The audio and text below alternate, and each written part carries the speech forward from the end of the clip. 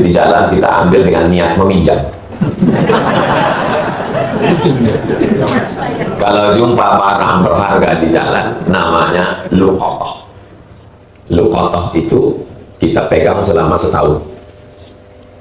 Tak boleh kita sebutkan secara teks, hanya kita sebutkan sifatnya saja. Selama setahun kita pegang, tak ada yang memiliki pemiliknya datang, berarti itu milik kita. Dapat dompet di dekat Musholla Al-Hijrah, maka kita katakan ditemukan sebuah dompet. Jangan bilang dompet isinya kartu ATM, ada duit cash 5 juta, jangan bilang gitu. Ditemukan dompet, nah gitu aja. Nanti pas datang orang mengaku, tanya, kau kehilangan dompet? Iya. Apa warnanya? Kata dia, dompet saya itu hitam. Berarti bukan kamu. Bukan saya, bukan. Warnanya apa? Mana gue kasih tahu?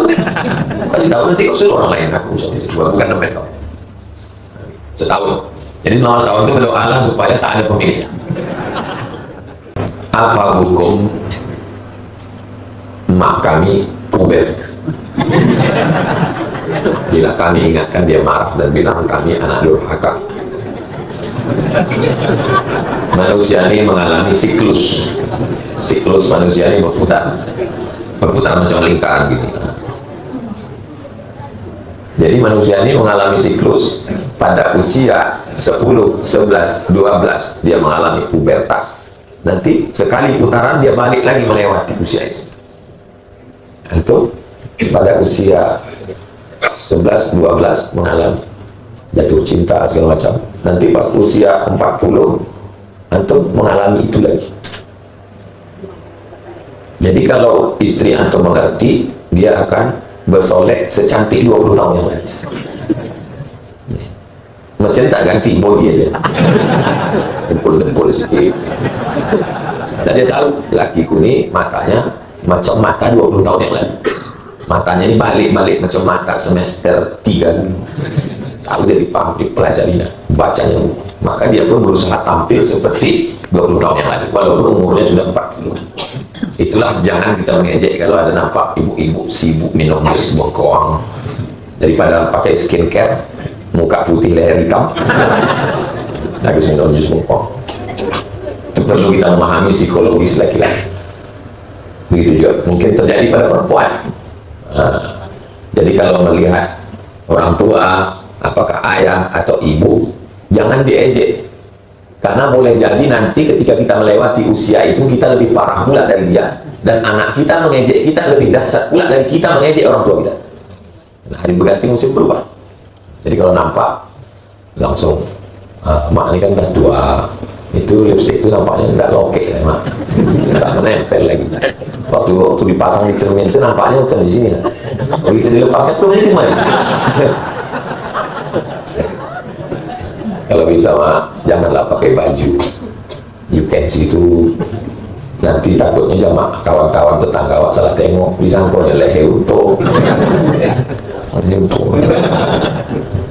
jangan cakap kasar-kasar, jangan udah tua bawa bangkai. Itu kan yang melahirkan kita. Rupanya bisa kita lahir di dunia ini kalau tak ada dia. 9 bulan 10 hari kita tumpang perut dia. Merantau ke Pekanbaru, saya menumpang di rumah kawan saya, Pak Ustaz. Jasanya saya kenang seumur hidup. Berapa lama kau tumpang rumah dia, kos-kosannya? 3 hari. 3 hari kau tumpang kamar kos-kosan kawanmu kau kenang. 9 bulan 10 hari kau tumpang perutnya tak ada kau ingat. Kenapa kau bisa besar sekarang? Kan jasa dia. Kok jahat dia dicekikkannya kau dulu. Apa tak pendek napas kau? Jadi jangan diejek, kasih tahu dia baik-baik. Ada video yang lembut-lembutnya, kirim video saya, mengamuk lagi saya. Saya tahu sensitif. Kirim video Ustaz Adi Hidayat, Buya Yahya, itu yang lembut, agim, supaya apa? Supaya dia baik, doakan. Suruh orang lain yang sebaya sama dia, kawan dia, menasihati dia, cari siapa mana kawan dia, akrab dia. Nah, itu sampaikan. Makcik kawan mak saya kan, ya tolong sampaikan makcik. Apa yang aku sampaikan? Bilang kita ini udah 60, udah tak lama lagi. Pakailah jilbab. Jangan ajari orang tua berbicara. Jangan kau tunjukkan kau hebat bercakap di depan orang tua, karena yang mengajari kau bercakap dia, cuma mengajari dia bercakap. Tahun-tahun udah kuliah di Pekanbaru, sarjana, udah pengajian, balik ke rumah mengajari orang tua dengan menunjukkan bahasa. Apa kata dia dalam hati? yang mengajari kau bercakap? Aku. Sekarang kau pula menunjukkan kau pandai bercakap. Ketika kita berwudu dan sudah basuh terakhir, kemudian tak sengaja buang angin, apakah diulang dari awal, Pak Ustaz? Idza qumtum ila sholati faghsilu wujuhakum, basuh muka wa aydiyakum ilal marafiq, tangan sampai siku. Wamsahu bi ru'usikum, sapu kepala sampai telinga. Pas begitu pegang di telinga, keluar angin. Apakah cukup telinga itu jadi sapu, atau mesti diulang dari muka? Ulang dari muka, ulang balik dari niat. Wa itraf al hadatsil asghari istiwa as-salati fardu alayya lillahi ta'ala. Baru muka, tangan, kepala, telinga, kaki, ulang balik dari awal. Kalau saya tahan kentut saya, Pak Ustaz, makruh. Menahan kentutnya itu makruh, menahan kencing itu makruh, karena mempengaruhi terhadap kekhusyuan kita. Jadi kalau mau kentut aja, ulang balik dulu. Nah, saya ke rumah sakit di jalan Arengka, sampai ke atas, saya jenguk yang sakit nih. Saya tengok badannya sehat. Sakit apa, Pak? Senyum deh. Bapak sakit apa? Udah pergi sunyi 3 kali 2. Saya udah sebulan nggak bisa kentut, Pak Ustaz. Bisa rupanya manusia kita itu kentut. Antum lagi masih mau kentut.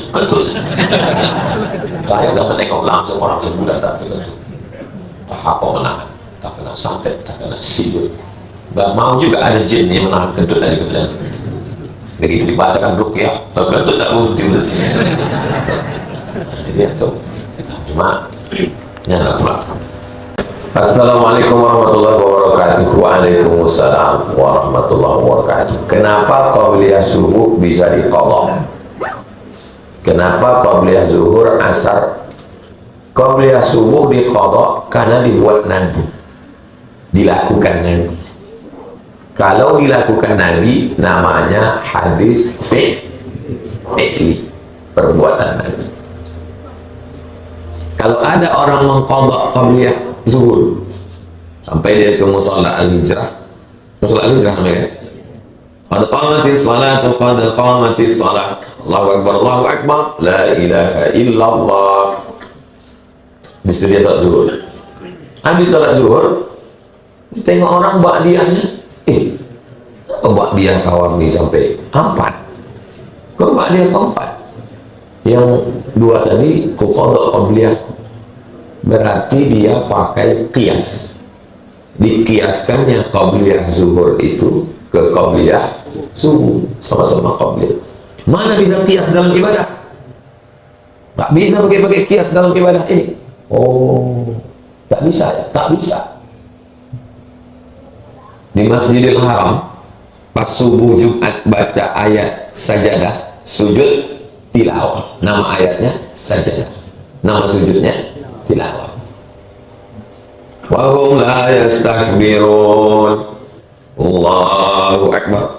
Waktu turunnya takbir, waktu bangkitnya takbir juga, Allahu akbar. Adakah hadis yang menyatakan waktu turun dan bangkit itu pakai takbir? Tak ada.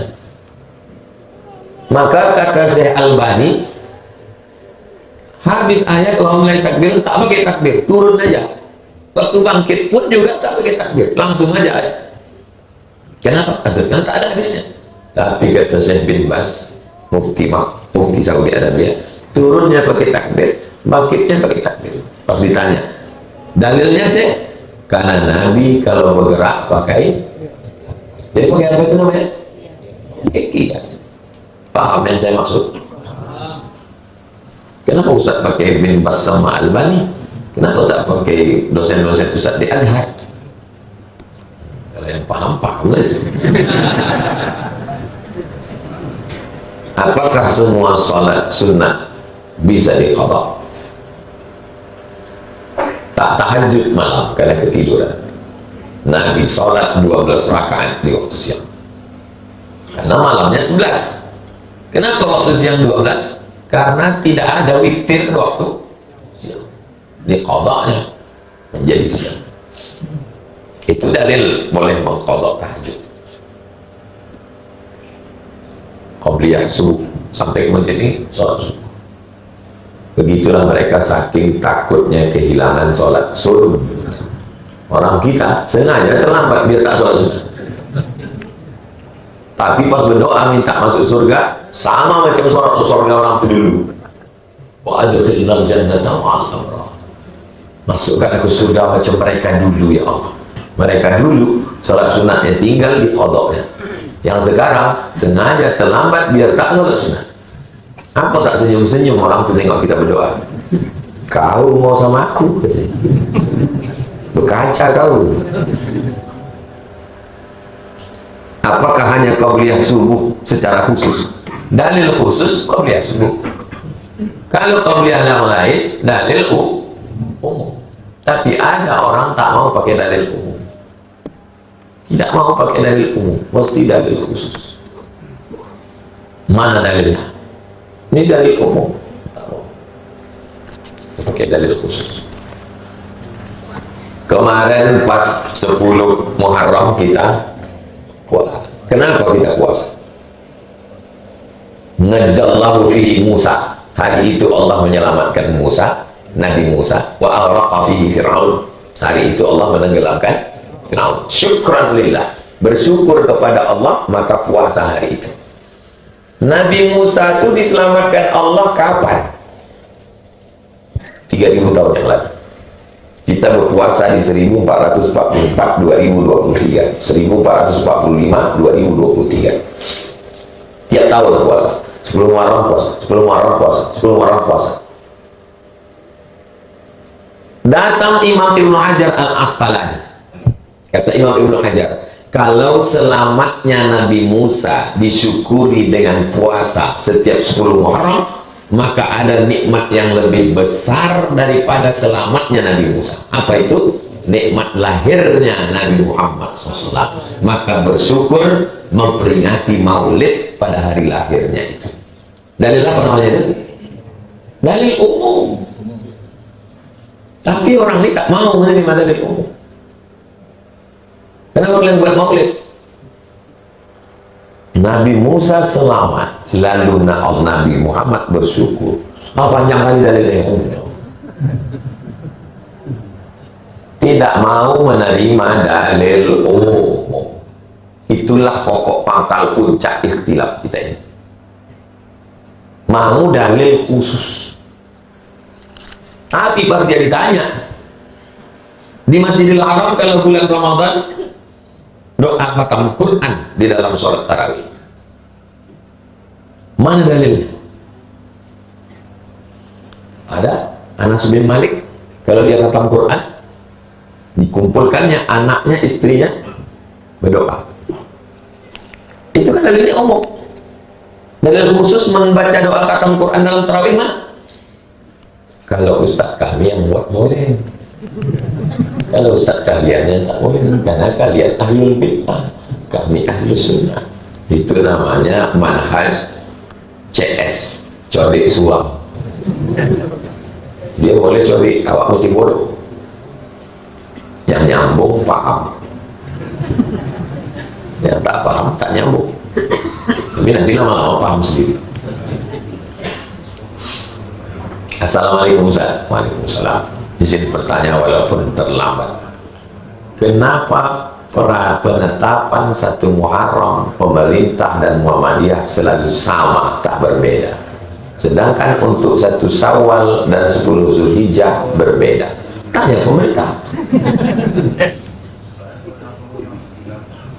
Menetapkan 1 Muharram berdasarkan ru'yah. Menetapkan 1 Ramadan berdasarkan ru'yah. Menetapkan 1 Zulhijjah yang nanti berefek pada 9 Zulhijjah berdasarkan ru'yah. Ada metode yang baru namanya hisab. Ketemu hisab dengan ru'yah, itulah nanti sepakat. Berbeda hisab dengan ru'yah, itulah nanti terjadi perbedaan. Jamaah ini berpikir, kok pas 1 Muharram kok tak berbeda? Kenapa bedanya pas mau puasa sama pas hari raya sama puasa Arafah saja? Kalau saya memakai metode ru'yah dari dulu, tapi saya tak menyalahkan saudara, kawan, sahabat, tetangga yang pakai hisab. Kalau saya salahkan yang pakai hisab. Orang yang pakai hisab itu tidak benar. Terus datang Ustaz Adi Hidayat ke rumah. Beliau pakai apa? Pakai hisab. Ditontonnya video saya ngejek-ngejek hisab.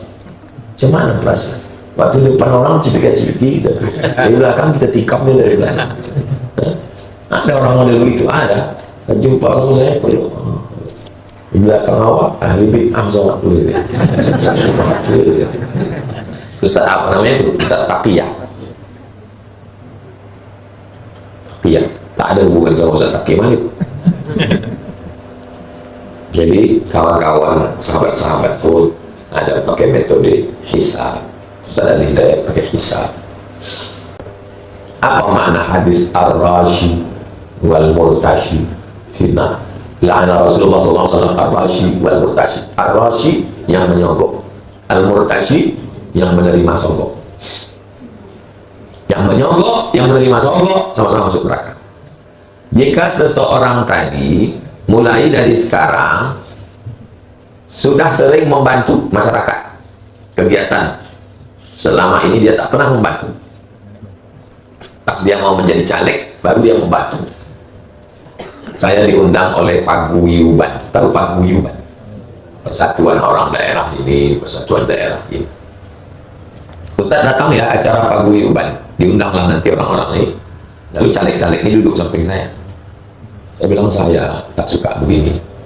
Kenapa tak 3 tahun yang lalu kalian kumpul kalian Paguyuban ini, lalu duduk di muka nih, siapa yang punya dosmer duduk, siapa yang punya rumah makan duduk, siapa yang punya laundry duduk, baru diumumkan kita laundry sama orang kampung kita ya, kita cuci mobil sama orang kampung kita, kalau ada motor mogok orang kampung kita. Baru tanya, orang kampung kita ini siapa yang perlu karyawan, security, pegawai, akuntan, yang dipekerjakan orang kampung kita. 5 tahun yang lalu, 4 tahun, 3 tahun. Pas udah mau dekat menyoblos, barulah kumpul lagi. Kita kalau mau cuci mobil, tempat orang kampung kita. Kita kalau mau laundry, tempat orang kampung kita. Kita kalau ada mogok, sama orang kampung kita. Sekarang pas memilih, siapa kita pilih? Orang kampung kita. Jadi hatinya diraih dulu. Jangan 6 bulan mau mencucuk, barulah orang kampung kita. Selama ini mau kemana aja? Selama ini tak mau tahu. Entah kawannya makan, tak mau tahu. Entah ada usahanya, tidak, tak mau tahu. Nah, udah mau dekat-dekat 6 bulan lagi, baru dikumpulkan, undang Ustaz Somad. Kau pikir aku ini siapa? Saya kasih tahu, biar lurus orang yang pikir. Akan datang jangan begitu. Kumpulkan. Sama macam kita ini. Kita ini namanya pengajian Riyadhus Shalihin. Siapa di sini yang punya catering? Siapa di sini yang punya EO, event organizer untuk walimah? Siapa di sini punya hadrah? Siapa di sini punya toko buku? Siapa yang punya percetakan? Siapa yang punya dosmer? Siapa yang punya tailor, penjahit? Kumpul semua. Nanti punya komunitas. Ada yang perlu kerja, dijumpakan sama yang punya pekerjaan. Itulah makna mengaji. Banyak orang ngaji, kenal tidak, apa tidak, la salam, wala kalam. Apa guna mengaji? Kalau mengaji zaman Nabi tidak itu. Ada pengusaha namanya Abdurrahman bin Auf. Dijumpakan Nabi dengan Sa'ad bin Rabi. Sa'ad bin Rabi, kau bisnismen ya? Abdurrahman ya? Kumpulkan. Ada orang zuhud namanya Salman Al-Farisi. Dijumpakan Nabi dengan Abu Darda. Abu Darda, ya nampaknya satu signalnya. Begitu. Saya mau kita nih begitu. Ada anak muda yang soleh, baru tamat kuliah, bapak ini punya bisnis, ini perlu orang baik, ini perlu pekerjaan, jumpakan. Apa ini pula, ada anak gadisnya, ini ada anak lajang, ada jumpakan. Begitu. Ini ngaji sama subuh, sama-sama kedinginan, pas giliran menantu, kasihnya anak gadisnya seorang tak sembahyang. Pas giliran mengamuk, KDRT, biru-biru muka anak gadis, aku bisa sama Ustaz. Ustaz carikan yang soleh-soleh. Udah biru muka anak kok tak soleh. Saya tak bisa karena kesibukan mengkoordinir ini, makanya saya serahkan koordinator grup. Daulah balik saya sampaikan. Koordinator, kita ada di grup Riyadhus Shalihin, ini begini-begini. Bercerita lah kalian di grup itu, saya tak bisa masuk di dalam. Seperti apa hablum minan nas yang sebenarnya? Karena ada kondisi kita tidak sadar orang menyapa kita, tapi kita tidak tahu, dan selanjutnya dia tak menyapa kita lagi.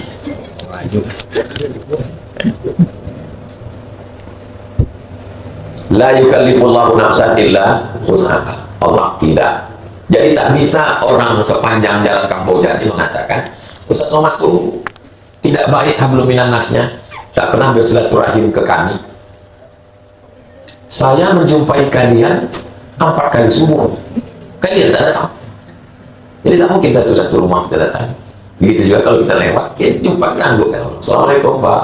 Bahwa ada yang tak tersapa, tak melalui semua kita angguk-angguk, menengok jalan lagi. Nah, terjumpa orang kita salah. Ada namanya batas kepantasan, batas kelayakan. Kita bukan malaikat, kita bukan Tuhan, kita manusia penuh dengan kekurangan. Menengok orang pun kita begitu. Oh, mungkin terlupa Ustaz itu tadi, mungkin tersilap. Kalau menengok orang, tengok baiknya. Kalau menengok diri, tengok jahatnya. Kalau mau mengingat, ingat salah kita. Kalau mau mengingat, ingat baik orang. Kalau kacamata itu kita pakai, insya Allah. Datanglah kawan saya dari Kalimantan, sama-sama di Mesir, sama-sama di Malaysia. Bininya orang Riau. Mat, aku sedang di Pekanbaru. Nah, datanglah. Minumlah kami. Besok pagi meninggallah emak Ustaz, dosen sains teknologi, Ustaz Arif Marsal. Kenal? Meninggal Ustaz Arif Marsal. Saya bawa kawan tadi, karena kami sama-sama alumni Timur Tengah, kami berduka cita. Pas kami sedang duduk, berdiri semua orang. Ini ceritanya 10 tahun yang lalu. Pas sedang duduk berdiri orang, kenapa? DPD masuk. Disalami DPD ini semua yang berdiri itu. Pas ke saya, tak disalami saya. Kawan saya yang dari Kalimantan ini terkejut. Kamu kok tak disalami? Untung saya dapat jawaban cepat. Dia udah tua, mungkin tak nampaknya.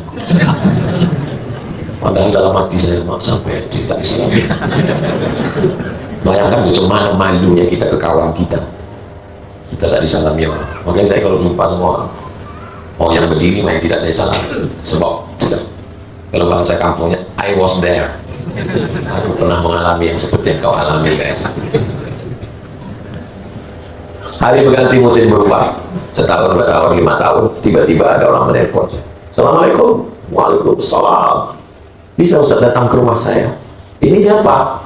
Saya Fulan. Rupanya yang DPD itu. Terbayanglah saya, dia tak menyalami saya. Kalau saya turunkan emosi, saya tak datang saya. Tapi saya mau melawan diri saya. Kau ini Ustaz, aku bersama. Bila masanya kau melawan diri kau, saya datang. Ustaz mesti dijamu karena Ustaz adalah seorang orang ulama Riau. Dalam hati saya. Ya maka semua ada situ mulai ya udah masa boleh bau. Saya bilang tak ada undangan lain. Tidak, ini khusus Ustaz Somad saja. Oh, mulianya aku. Selesai acara makan, minum teh, duduk. Sebentar Ustaz, ada yang mau saya ambil. Ya, ambil. Dikasihnya lah kartu nama sama kalender, minta tolong kampanye. Jadi saya masalah disepelekan orang ini udah biasa. Jadi, tak saya balas. Ustaz saya balas, saya balas. Jadi ceramah saya bawa. Tadi cucu orang tidak Allah. Saya bawa. Saya sedang tausiah ceramah. Saya sedang ceramah. Pas sedang tausiah ceramah itu selesai, datanglah bapak. Saya nggak percaya itu yang namanya bekam-bekam itu. Apa itu bekam-bekam? Nggak ada darah kotor itu menurut medis. Dia dokter terkenal beliau. Saya waktu itu dalam hati, berarti kan menembak saya itu. Kan saya berceramah. Saya bilang tidak. Karena acara sudah selesai, tidak dalam acara dialog, sudah acara minum. Tapi cakap itu pasti ditujukan ke saya, karena saya Ustaz. Hari berganti musim berubah. Ustaz Somad, ada orang mau jumpa. Di mana? Tempat jual lontong di Masjid Anur. Nah. Apa masalahnya Pak? Ini Pak Ustaz, terjadi konflik antara kami dengan istri abang kami. Masalah apa? Masalah tauhid. Abang kami tidak ada anaknya. Jadi ahli warisnya adalah kami dan istrinya. Oh, siapa nama abang bapak? Namanya si Fulan. Fulan yang mengejek saya. Masalah bekam. Kalau saya turun kan ngamuk saya. Itulah abang itu. Jadi waktu itu saya sedang melawan diri saya. Abdul Somad, kau ini ustaz, kau mesti melawan dendam. Disepelekan orang tahu. Jadi antum mungkin waktu kuliah ini disepelekan orang, diejek orang, nanti antum pulang lagi ke Pekanbaru sebagai pejabat, sebagai konglomerat, sebagai orang hebat. Antum saat itu tidak melawan orang, tapi yang dilawan itu adalah diri sendiri. Kalau bisa antum menaklukkan diri antum, dunianya dalam genggaman antum. Tapi kalau diri antum tak bisa antum lawan, maka antum dikuasai oleh hawa nafsu. Ustaz sudah sampai pada makom menundukkan diri belum? Dalam beberapa hal tak juga tahan, kalah juga kadang-kadang kita.